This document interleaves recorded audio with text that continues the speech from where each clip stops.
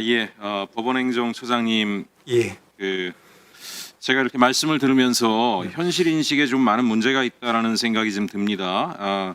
특별재판부가 생기면은 사법부의 신뢰가 추락할 수 있다라고 얘기하시는데 정확히 국민들의 인식은 지금 재판부가 내란 사건 판결을 맡을 경우에 그 심판의 결과에 공정성을 믿지 못하겠다라는 게 훨씬 더 많은 여론입니다.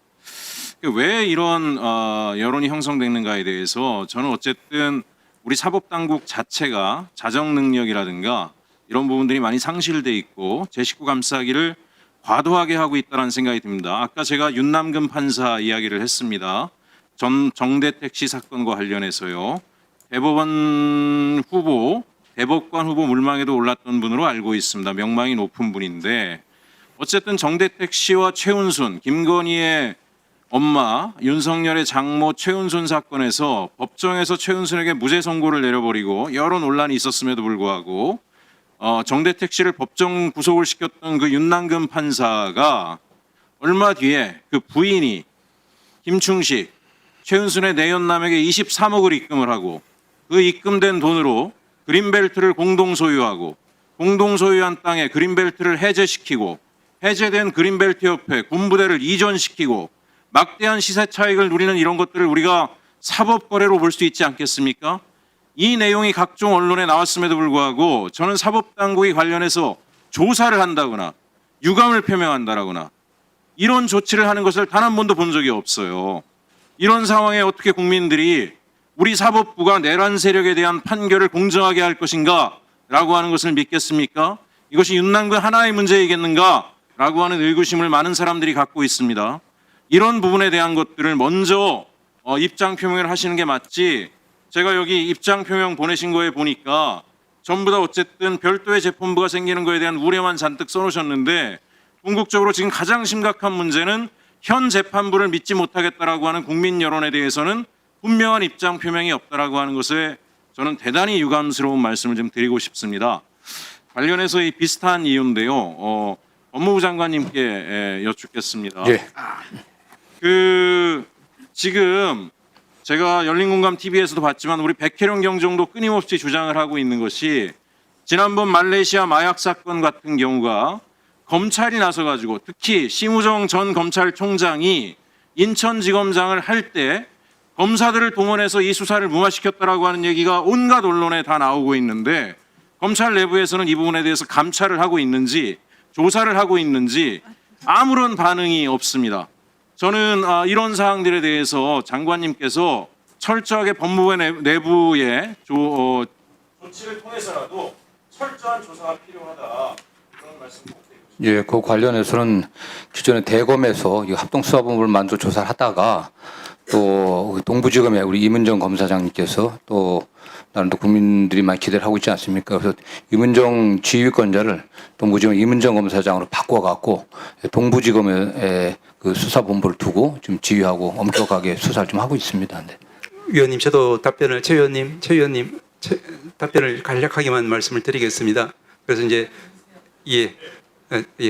저기 첫 번째로 이제 우리 사법부에 대한 국민 신뢰가 높지 않다는 부분은 늘 뼈저리게 반성을 하고 있습니다. 앞으로 더 노력하겠습니다. 두 번째로 아까 말씀하신 그 사안은 그 해당 이제 법관이 2007년도에 퇴직하고 2017년도에 아마 거래가 이루어진 것 같습니다. 그래서 기본적으로는 뭐 저희들 영역을 벗어난 부분인데 그럼에도 불구하고 오래전에 전직 판사였지만 그럼에도 불구하고 이제 퇴직한 다음에 또 그와 같은 좀 오해받을 만한 행위가 있었다는 부분에 대해서는 역시 저희들도 같이 이제 그 책임을 공감합니다. 마지막으로 이제 인식을 말씀하셨는데 제가 이제 사실 여러 번 말씀드렸지만 우리가 이제 12.3 사태 직후에 그 위헌성을 국회의 어떤 헌법상 보장되는 이제 이런 권력을 이제 다른 권력기관이 이제 침해했던 이런 부분에 대해서는 위헌성을 분명히 지적을 했습니다.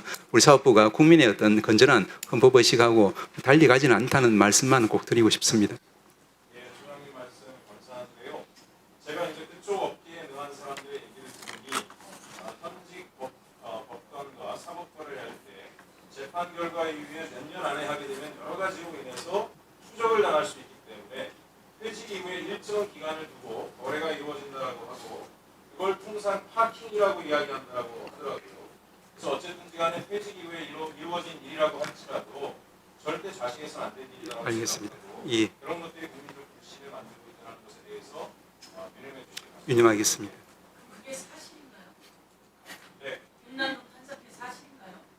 아까도 말씀드리지만 2007년도에 퇴직하신 분, 그 이후에 10년 후에 그런 뭐 금전 거래가 오고 간 것 같습니다. 그렇지만 그 부분은 저희들이 이제 관여할 부분이 아니고 또 그 내용 자체가 과연 범죄적인 건지 아니면 정상적인 이제 금전 거래인지 이런 부분도 저희들은 조사할 수 있는 부분도 아니고, 그리고 이제 그 부분은 아직까지 혐의 사실이 뭐 드러났다거나 그런 건 아닌 것 같습니다.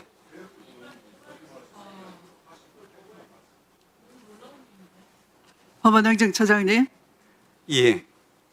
그 최혁진 의원님의 질의에 대한 답변에 예. 저는 답변이 굉장히 문제가 있다고 생각합니다. 왜냐하면 재판받을 권리에는 재심을 받을 권리도 포함되겠죠. 예. 그렇습니다. 만약에 판사가 예. 재직 시에 금전 거래나 또는 사후 공여를 받고 공정한 재판을 하지 않았다 그러면 어떻게 되겠습니까? 그런 일이 있을 수 없고 범죄행위라고 볼 수도 있습니다. 네, 예. 그렇다면은 이분이 이미 변호사로 전직을 했다 하더라도 피해자는 평생을 그로 인한 피해를 안고 반평생을 살고 있어요.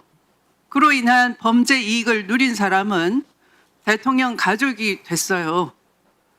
이 분이 당연히 재심할 권리가 있는 겁니다.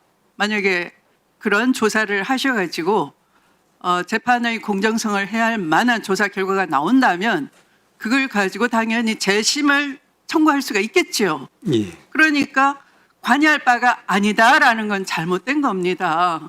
이런 과거 잘못된 재판, 권력 남용이거나 아니면 부패와 연루됐거나 하는 그런 잘못된 재판이 구체적인 증거를 가지고 피해를 호소하는 국민이 있다면 조사를 하셔야 되는 것 아닙니까?